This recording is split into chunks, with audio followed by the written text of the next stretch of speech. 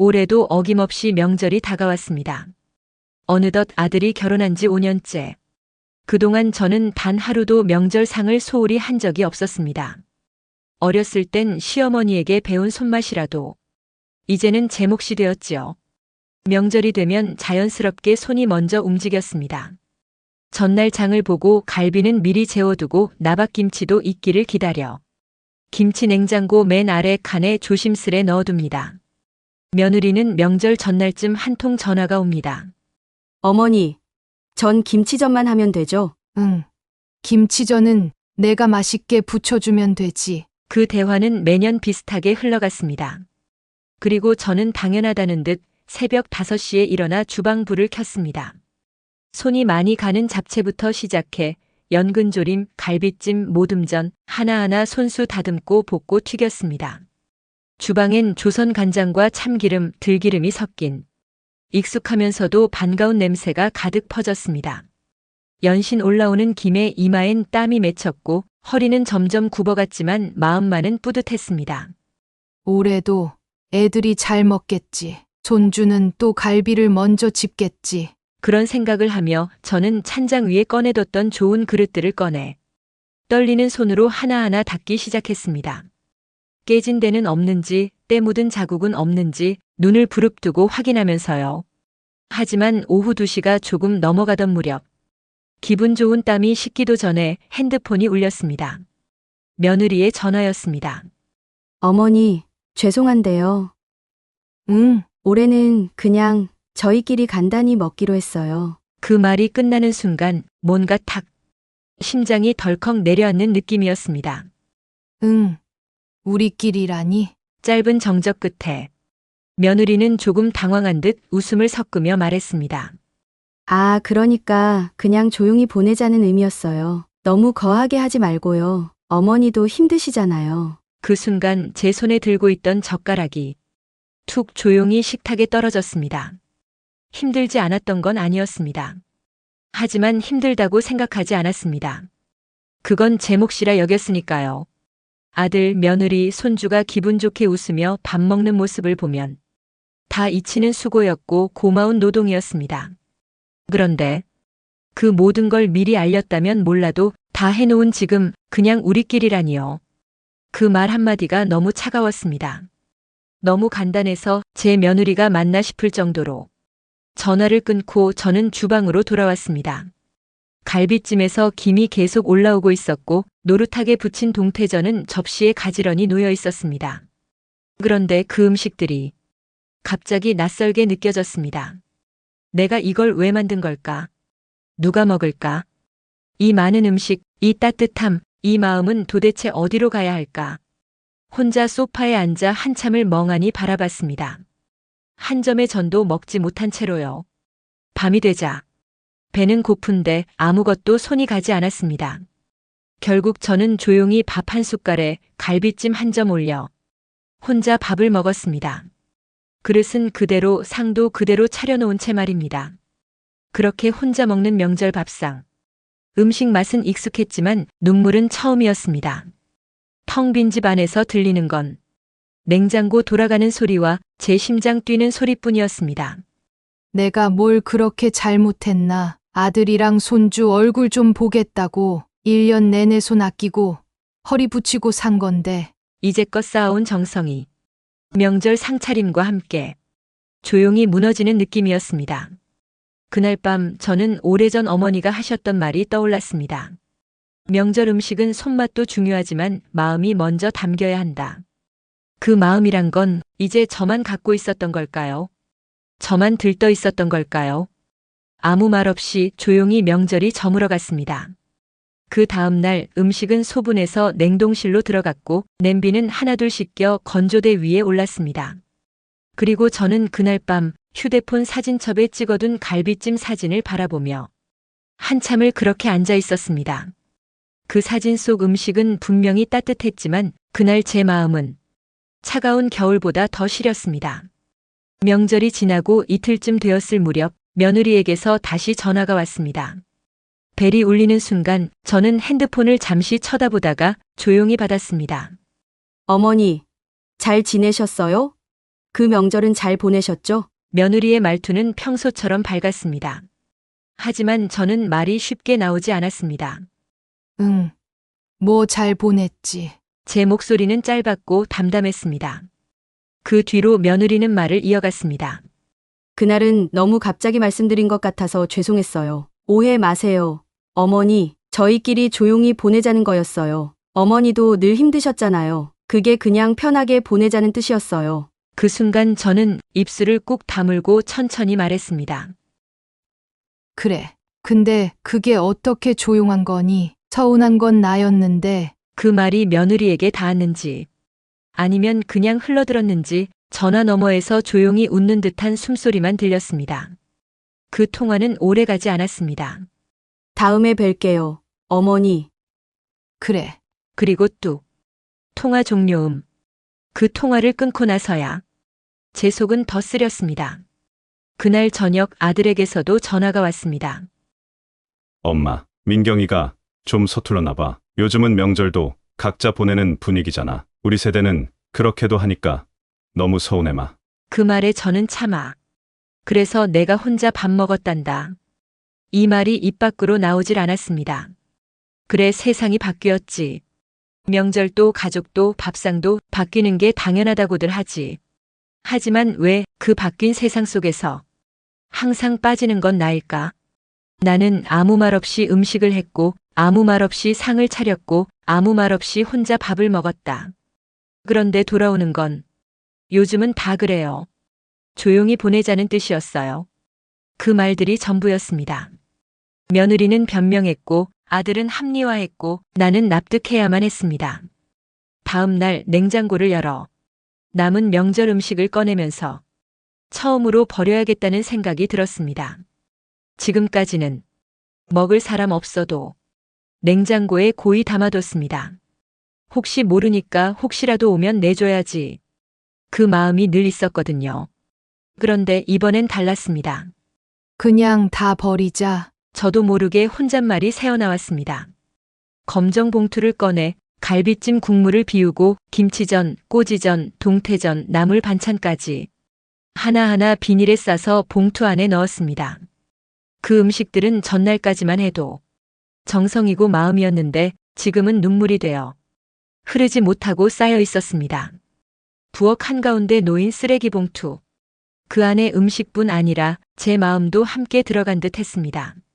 쓰레기 봉투를 들고 현관문을 열고 나가는 순간 겨울바람이 불어왔습니다.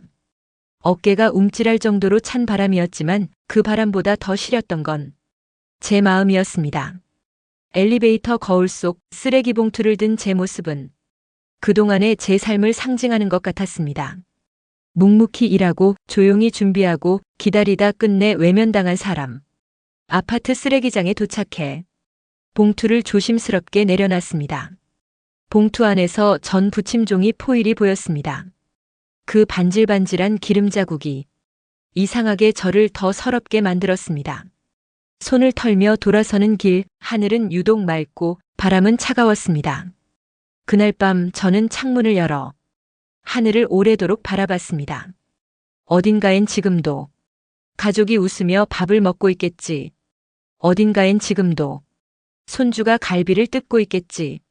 그리고 나는 창문 너머의 그 모든 풍경에서 조용히 빠져 있었겠지. 그렇게 또 하나의 명절이 조용히 흘러갔습니다. 하지만 그 명절은 제게 하나의 경고처럼 느껴졌습니다. 이제 당신도 준비하라는 마음속의 조용한 외침처럼요. 그렇게 그의 명절은 전부를 준비한 사람만 빠진 가장 허무한 날로 남았습니다. 그런데요. 저는 아직 그날의 진짜 전부를 보지 못한 상태였습니다. 정작 더 큰 상처는 그 며칠 뒤에야 찾아오더군요. 며칠이 지나도 마음이 가라앉지 않았습니다. 명절이 끝난 집안은 조용했지만 제 속은 조용하지 않았습니다.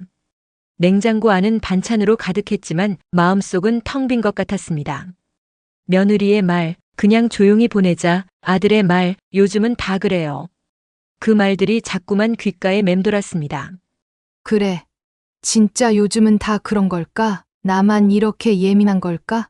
내가 뭘 모르는 건 아닐까? 스스로를 다그치며 억지로 마음을 눌러가던 어느 날이었습니다.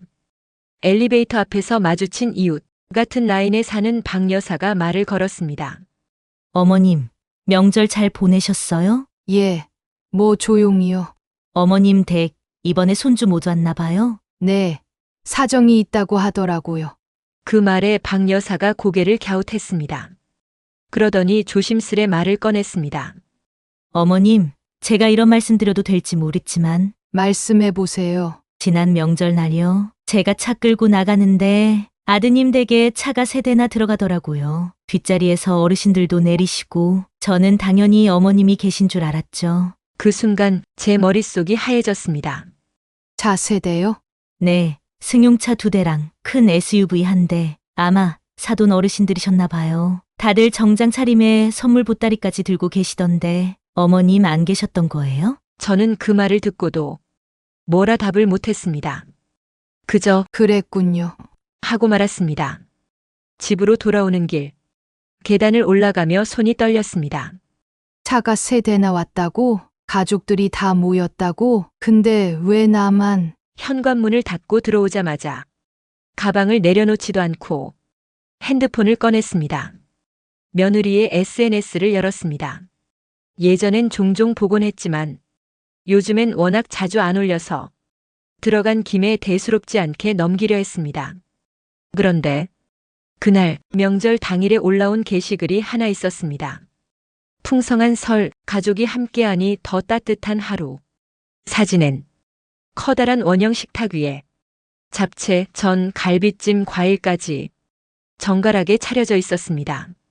그 앞에 앉은 사람들, 며느리의 부모님, 남편, 손주, 심지어 작은 아들 부부까지 환하게 웃고 있었습니다. 그 사진을 보는 순간 손이 떨렸습니다. 눈앞이 어지러웠습니다. 그 중간엔 제가 없었습니다. 누가 봐도 그날 그 자리는 가족의 자리였습니다. 그런데 저는 없었습니다. 나만 빠진 자리, 나만 없는 명절, 나만 모르는 시간, 그들이 웃으며 밥을 먹던 시간에 나는 혼자 식탁에 앉아 차가운 밥을 씹고 있었습니다. 아무도 찾지 않았고, 아무도 말해주지 않았고, 아무도 미안해하지 않았습니다. 그 모든 게 사실이었다는 걸 이렇게 사진으로 확인하고 나니 그날 느꼈던 서운함은 서운함이 아니었습니다. 그건 배제였습니다. 고의적인 소외, 계획적인 제외, 그저 힘들까봐가 아니라 정말로 필요 없어서, 불편해서, 지우고 싶어서 그 자리에 저를 빼놓은 거였습니다. 눈물이 쏟아졌습니다.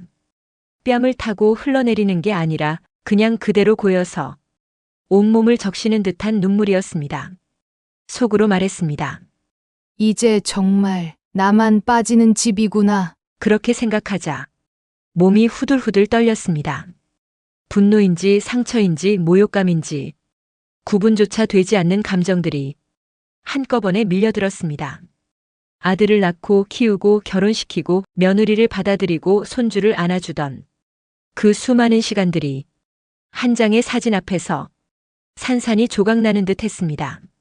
나만 빠진 명절, 이제는 나만 빠진 가족이 되어 있었습니다. 그날 밤 저는 핸드폰을 꺼내 그 사진을 몇 번이나 들여다봤습니다. 웃고 있는 그 얼굴들 중에 왜 제 얼굴은 없는 걸까? 그리고 다시 깨달았습니다. 그 명절 상차림, 제가 차린 것과 너무 닮아 있었습니다. 반찬도 접시도 심지어 과일까지. 혹시 그 음식이 내가 준 재료로 만들어졌다면 그건 또 어떤 마음으로 먹은 걸까? 생각이 거기까지 미치자 눈물이 멈추질 않았습니다. 혼자서 텅 빈 거실 한가운데서 제 몸을 꼭 끌어안고 말했습니다. 이제 나도 이 집에서 내 마음을 빼야겠다. 사진 한 장. 그 한 장의 사진이 제 모든 걸 바꾸었습니다. 오랫동안 입에 올리지 않았던 단어, 서운함도, 외로움도, 서글픔도, 이젠 너무 가벼운 말이 되었습니다. 그건 배제였고 단절이었고 존재의 삭제였습니다. 며느리의 미소, 아들의 무심한 눈빛, 손주의 작은 손. 모든 것에 담긴 건 그냥 무관심이 아니었습니다. 이젠 정말 저라는 사람 자체가 그들의 계획 속에 없다는 뜻이었습니다. 그날 밤 저는 옷장 안 깊숙이 넣어뒀던 통장을 꺼냈습니다. 남편과 함께 모은 돈, 남편 떠난 뒤 혼자 굶다시피 아껴가며 채운 돈, 아이들 학자금 다 보내고도 겨우겨우 남겨뒀던 노년의 마지막 보루. 몇 번이고 손끝을 떨며 통장 장수를 넘기고 입출금 내역을 살폈습니다.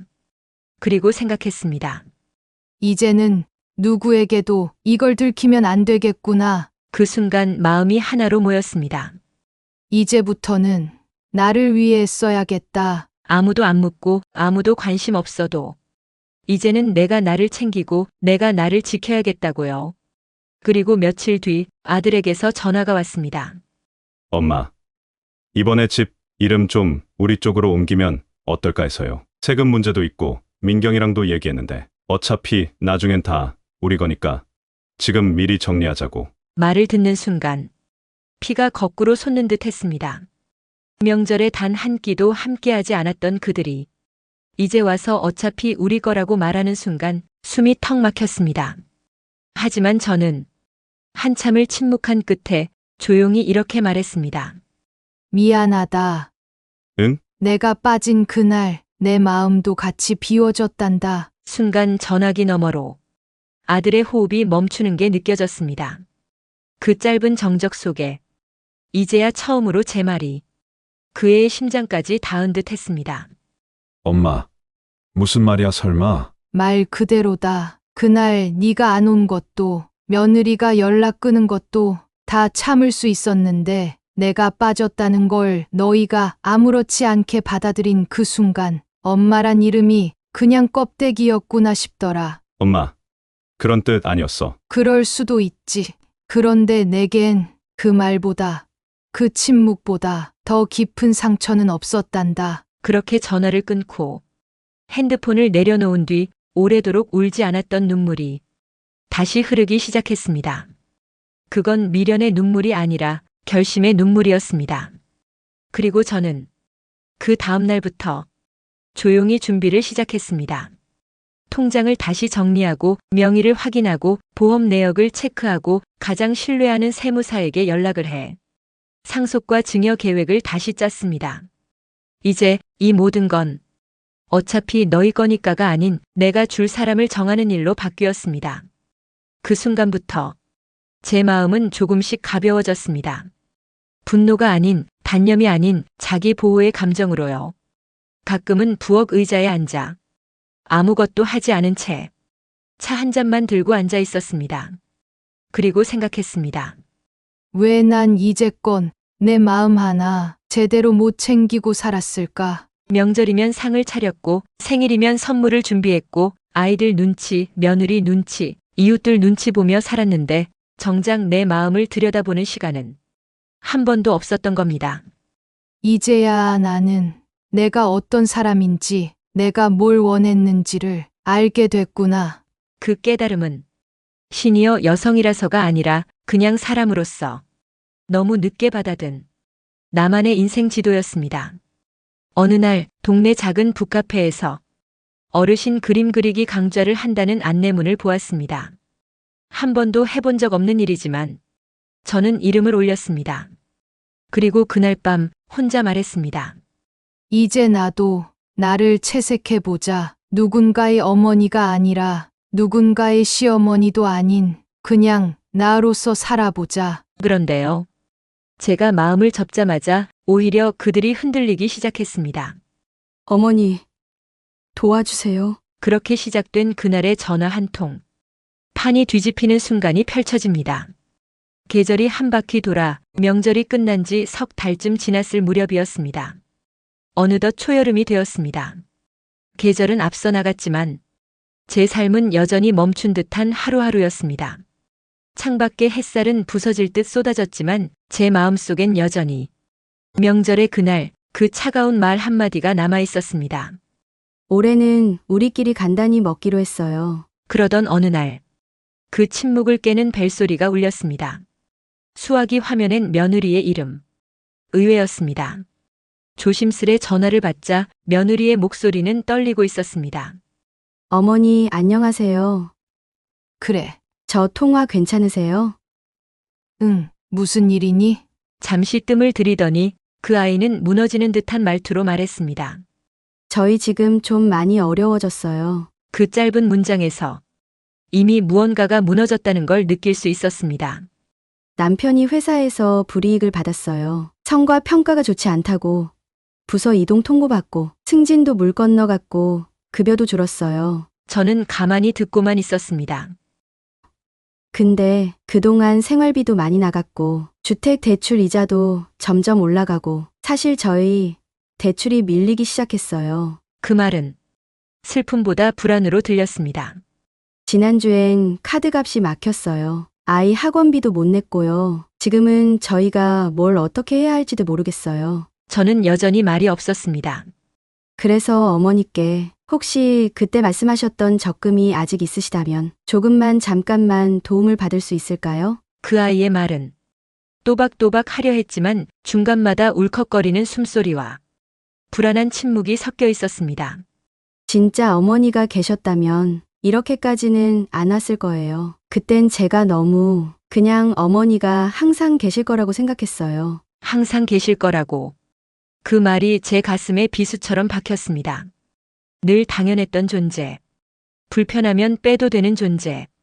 그러나 힘들어지면 다시 필요해지는 존재. 그게 나였던가.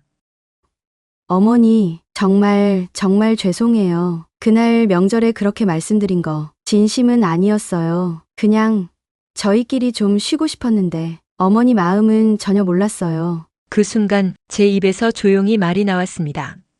이제서야 내가 그날의 의미를 아는구나. 며느리는 눈물을 머금은 채 말했습니다. 저희 집이 무너지고 있어요. 어머니, 어디서부터 잘못됐는지도 모르겠고. 근데 하나는 확실해요. 그날 이후로 우린 계속 틀어졌어요. 아들도, 저도, 아이까지도. 어머니, 저희 다시 도움받을 수 있을까요? 저는 잠시 창밖을 바라봤습니다.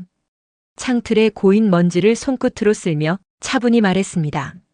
도와달라는 말은 참 쉽구나. 며느리는 말을 잇지 못했습니다. 전화기 너머에서 작은 울음소리가 들려왔습니다. 그날 내가 말했지. 우리끼리 먹겠다고. 그때 난 느꼈단다. 아, 이젠 내가 우리가 아니구나. 어머니, 그건 정말 제가 그땐 이제 와서 왜 우리가 되려고 하니? 무너질 땐 내가 있어야 해. 그 말은 날카로웠지만 제 감정은 담담했습니다. 내가 바란 편안한 명절, 그 대가가 지금 너희 집 전체에 돌아온 거란다. 며느리는 흐느끼며 말했습니다.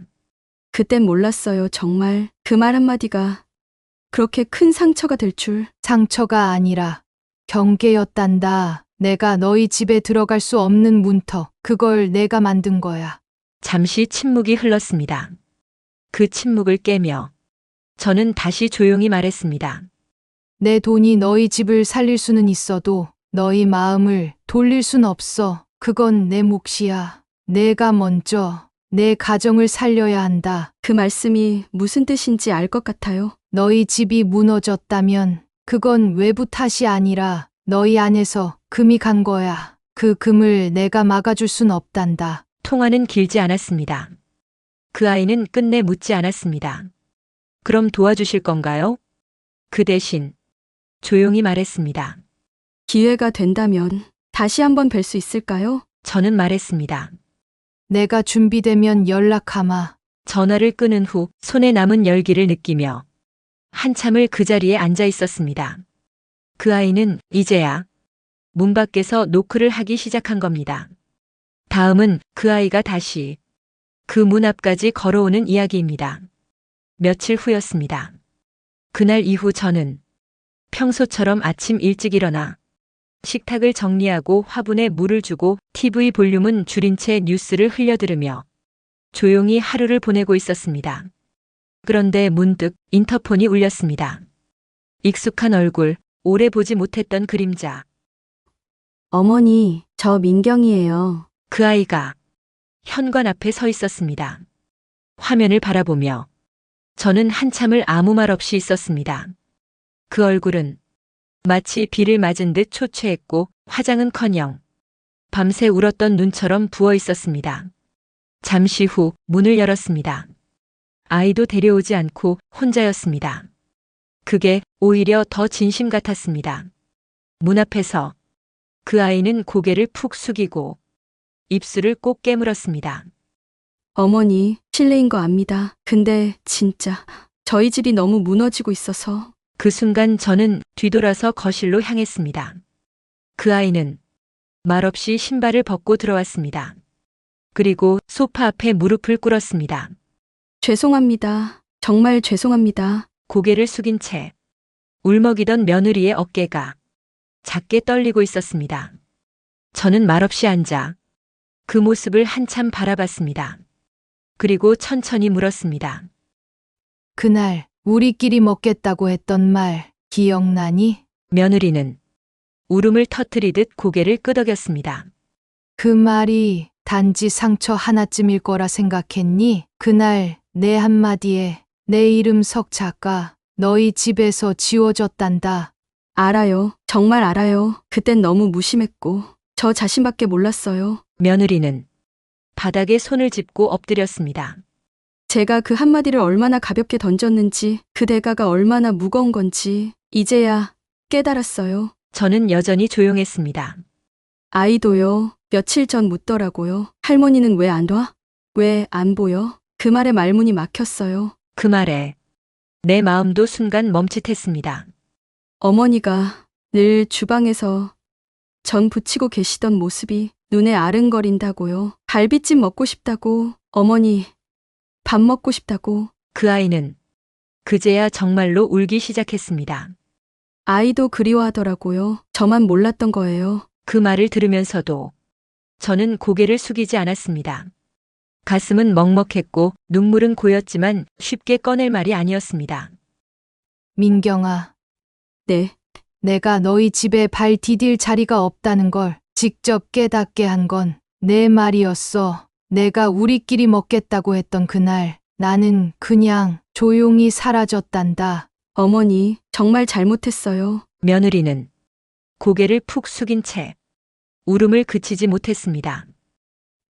근데 그날 이후로 우리 집은 웃음이 없어졌어요. 남편도 아이도 다들 어딘가 삐걱거리기 시작했어요. 결국 당연하다고 생각했던 모든 것들이 하나씩 무너지더라고요. 가장 먼저 어머니가 계시지 않다는 걸 느끼는 순간부터요. 저는 그 말을 가만히 들었습니다. 그리고 아주 조용히 천천히 말했습니다. 민경아, 사람이 무너지는 건 폭풍이 와서가 아니야. 작은 균열이 계속되다 보면 어느 날 바닥부터 무너지는 거지. 그 아이는 고개를 들었습니다. 내가 왜 여기에 와서 무릎을 꿇고 있는지 알아요. 그게 필요해서가 아니라 마지막이라는 걸 알아서 그래요. 어머니, 저희 다시 어머니를 모실 자격이 있을까요? 그 질문에 저는 오래도록 말하지 않았습니다. 그저 창밖을 바라보며 이 한마디만 했습니다. 자격은 주는 게 아니라 쌓는 거야. 그 순간 며느리는 고개를 깊이 숙였습니다. 그러니까 지금부터는 말로 하지 말고 행동으로 보여줘. 내가 널 다시 우리 식구로 부를 수 있을 만큼. 그 아이는 계속 고개를 끄덕였습니다. 그리고 조용히 그 자리에 앉아 한참을 더 울었습니다. 그날 저는 아무 말 없이 주방으로 가 따뜻한 물 한 잔을 끓였습니다. 그 물을 그 아이 앞에 조용히 내밀며 이 한마디를 건넸습니다. 이건 용서가 아니라 기회야. 그 아이는 두 손으로 컵을 감쌌습니다. 눈물보다 더 뜨겁게 그 손끝이 그제야 진심 같아 보였습니다. 며느리가 무릎을 꿇고 간 날 밤 저는 오랜만에 불을 끄지 않고 거실에 앉아 있었습니다. 집안은 조용했지만 그 조용함은 예전과는 달랐습니다. 그날 저는 처음으로 내가 원하던 침묵을 마주한 것 같았습니다. 그건 지워진 침묵이 아니라 회복 중인 침묵이었습니다. 며느리는 용서를 구했고 저는 기회를 주었습니다. 하지만 그것은 관계의 회복이 아닌 나 자신에 대한 복구의 시작이었습니다. 다음 날 아침 해는 늘 그랬듯이 떴고 저는 거울 앞에 섰습니다. 그 거울 속에 나는 이전보다 훨씬 단단한 눈빛을 하고 있었습니다. 이젠 더 이상 누구의 어머니도 누구의 시어머니도 아닌 나로 살아가기로 마음먹었습니다. 그날 오후 동사무소에서 보내온 작은 안내문 하나가 눈에 띄었습니다. 어르신들을 위한 노년 행복교실, 음식 나눔 봉사 미술치료 재무교육 글쓰기 강좌 등. 처음엔 그냥 넘기려다 마음이 끌렸습니다. 그래. 한번 가보자. 다른 누구도 아닌 나를 위해서. 그렇게 시작된 봉사활동. 작은 경로당 주방에서 처음 만난 사람들과 함께 전을 부치고 누군가의 입에 따뜻한 국을 떠넣는 그 시간이 이토록 따뜻할 줄 몰랐습니다. 누군가는 말했습니다. 어머님 손맛이 남다르시네요. 이렇게 정갈하게 담는 분 요즘 없어요. 그 말들이 그저 칭찬으로 들리지 않았습니다. 누군가가 나의 손을, 나의 삶을 인정해 주는구나. 그 따뜻함에 저는 오히려 울컥했습니다. 며칠 뒤엔 김치 담그기 특강 강사로 초청도 받았습니다. 어르신들에게 김치 절이는 법을 알려주며 저는 스스로 웃고 있는 걸 느꼈습니다. 이렇게도 웃는 얼굴이 있었구나. 그 생각이 문득 들었습니다. 그리고 오래 미뤄두었던 취미 하나도 꺼냈습니다. 글쓰기. 손주에게 주려고 샀던 작은 공책에 이젠 저 자신을 위해 매일 한 줄씩 써내려갔습니다. 오늘 나는 나를 위로했다.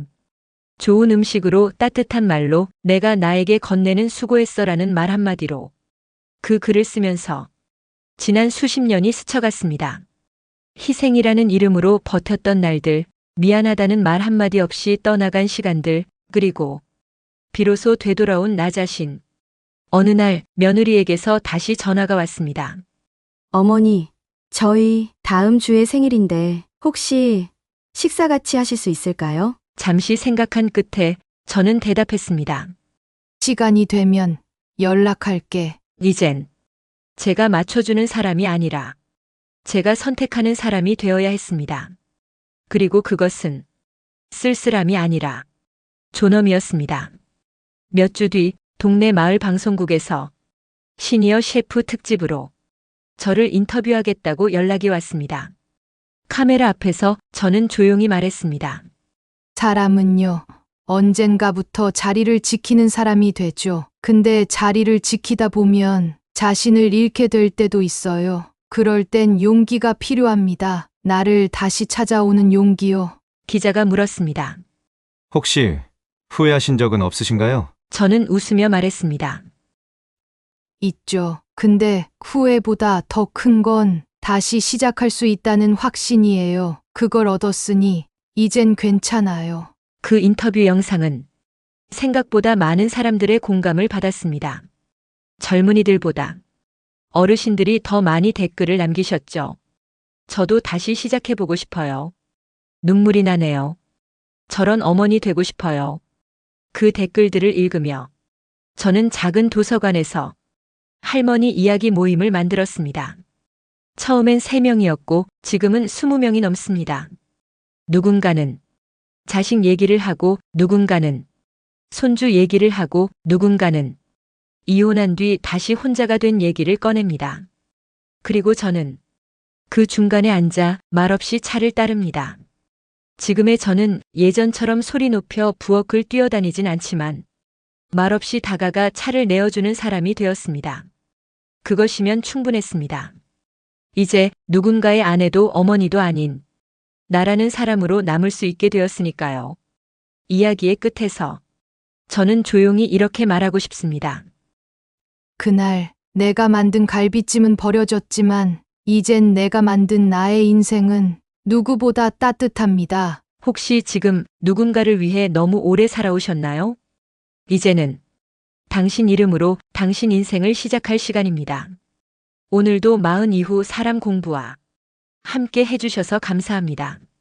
이 사연이 여러분 마음에 작은 울림이 되었다면 좋아요와 구독 그리고 알림 설정 부탁드립니다. 다음 시간에는 또 다른 인생의 이야기로 당신의 하루에 따뜻한 동행이 되어 드릴게요.